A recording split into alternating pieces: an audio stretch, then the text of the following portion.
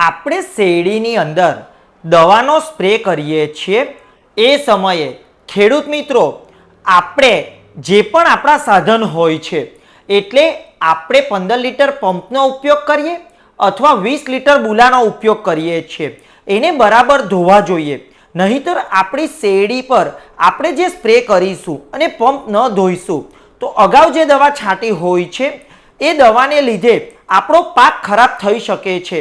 તો એ માટે આપણે કોઈ પણ દવાનો સ્પ્રે કરતા પહેલા આપણા જે પણ પંપ હોય છે એને બરાબર ધોવાના છે।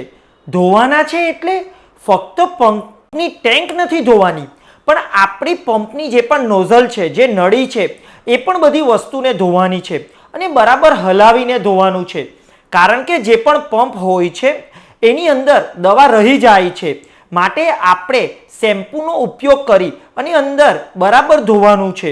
આ કરવાથી આપણે અગાઉ જે પણ દવા છાંટી હોય છે એ દવા આપણા પંપમાં ન રહી જાય અને આપણે જે દવાનો સ્પ્રે કરવાના છે એ જ દવા આપણા પાકની ઉપર જાય, નહીંતર અગાઉની દવા જો આપણા પાકની ઉપર પડશે તો આપણા પાક પર રિએક્શન થશે અને જો નિંદામણની દવા હશે તો આપણો પાક પણ ખરાબ થઈ શકે છે।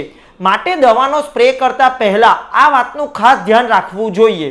આવી જ વધારે માહિતી માટે આપ અમારા વોટ્સઅપ ગ્રુપમાં જોડાઈ શકો છો, જ્યાંથી પણ આપને રોજબરોજ આવી જ ખેતીની નવી જાણકારી મળશે। ધન્યવાદ।